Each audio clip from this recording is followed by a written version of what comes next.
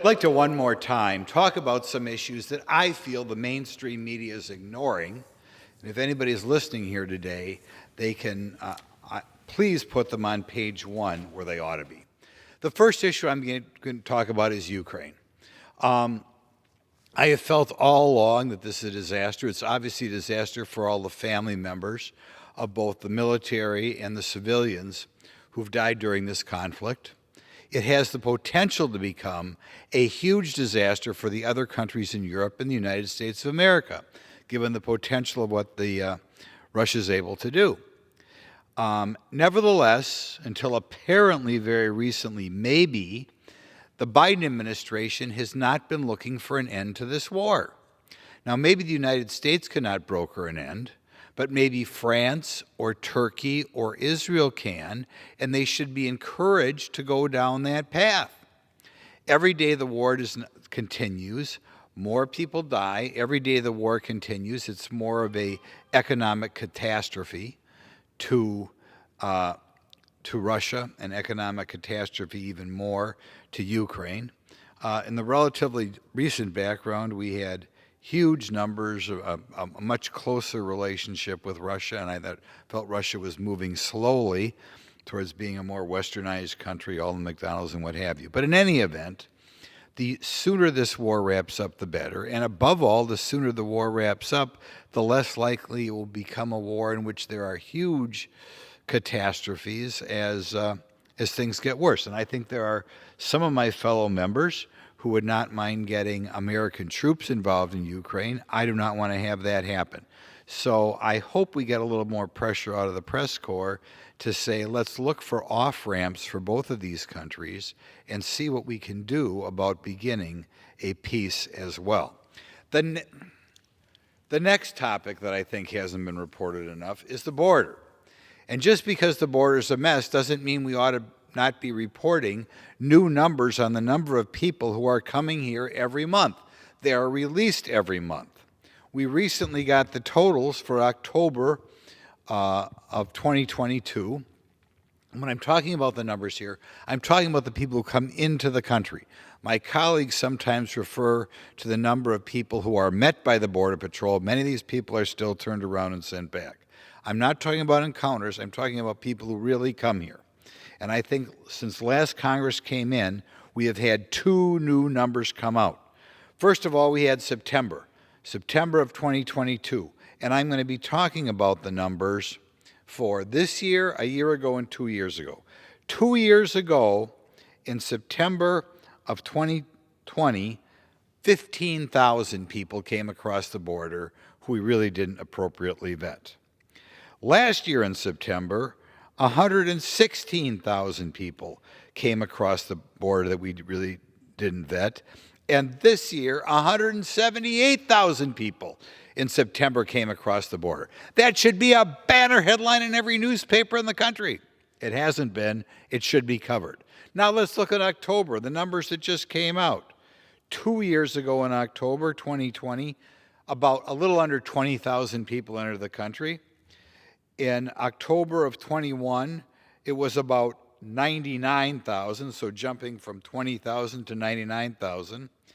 This year, miraculously, just like September, actually a couple hundred less, 178,000 came across the border. So again, we go from 19,000 to 99,000 to 178,000. The situation keeps getting worse.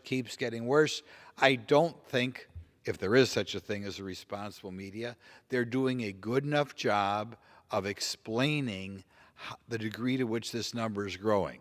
Just because it was a horrible situation and we were at 140,000 in August doesn't mean we ought not talk about the fact that there are 178,000 in the most recent month.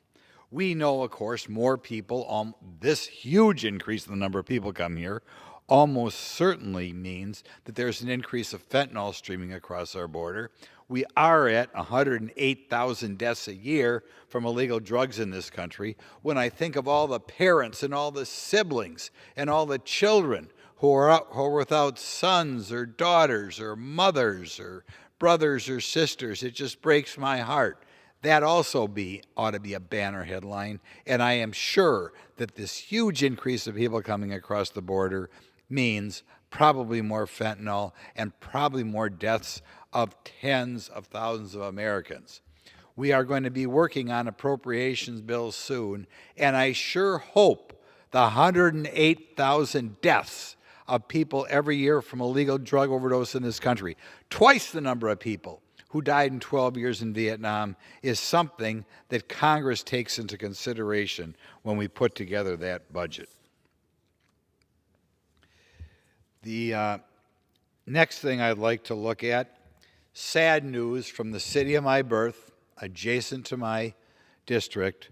Earlier this week, Milwaukee had their 197th murder.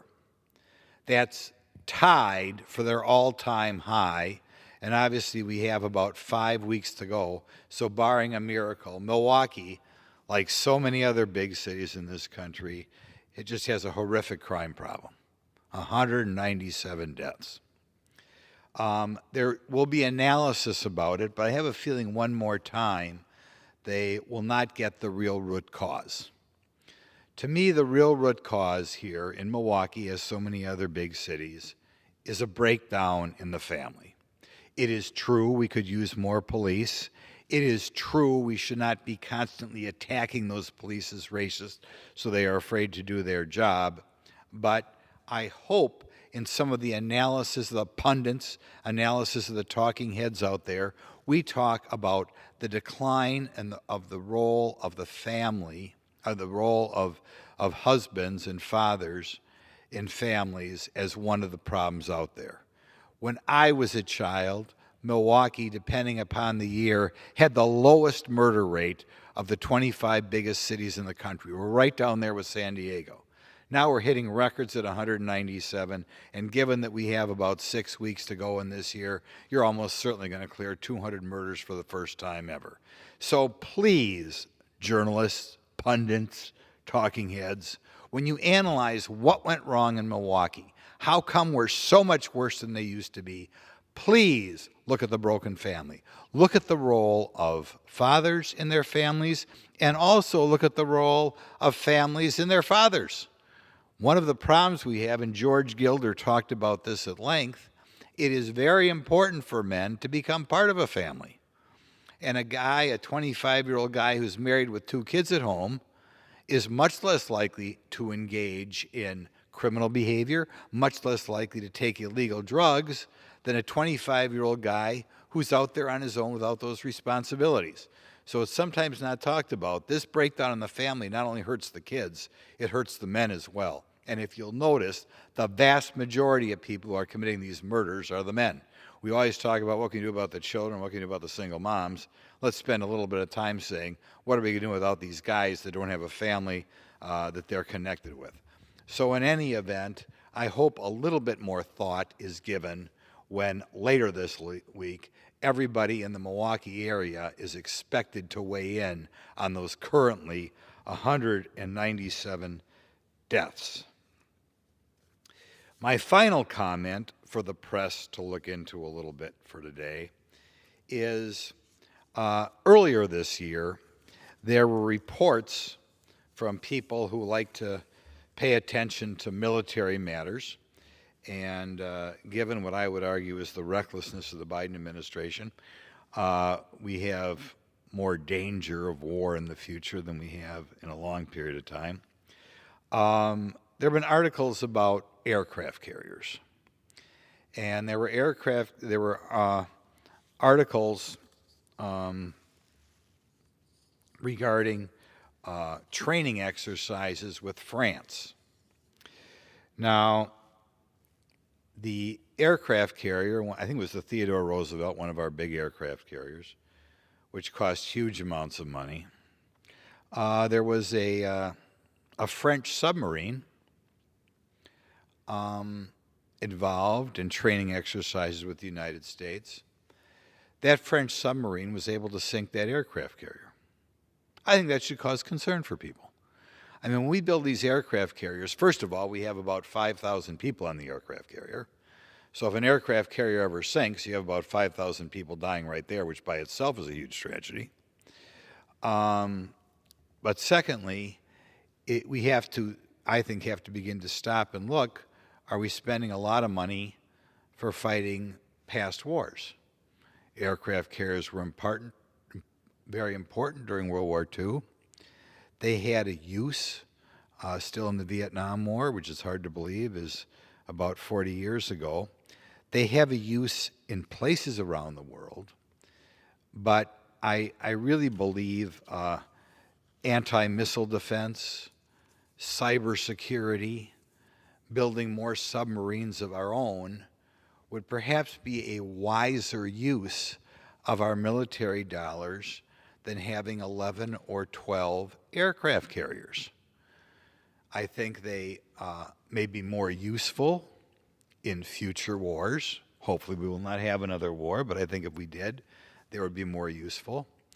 And I would encourage the press who follows this sort of thing to pay a little bit of attention about what we found out when we had training exercises with France, and read a little bit about what would happen with the hypersonic missiles that are out there today, and wonder if maybe it's more important to deal with hypersonic missile defenses than aircraft carriers, which I think in major battles with, I'll say, first-class military enemies, could be sunk relatively quickly, together with all the people aboard the ship, and focus a little bit more on high-tech things. In other words, look at what war we'll look at in 2025 or 2024, rather than what war looked like in 1944 or 1943.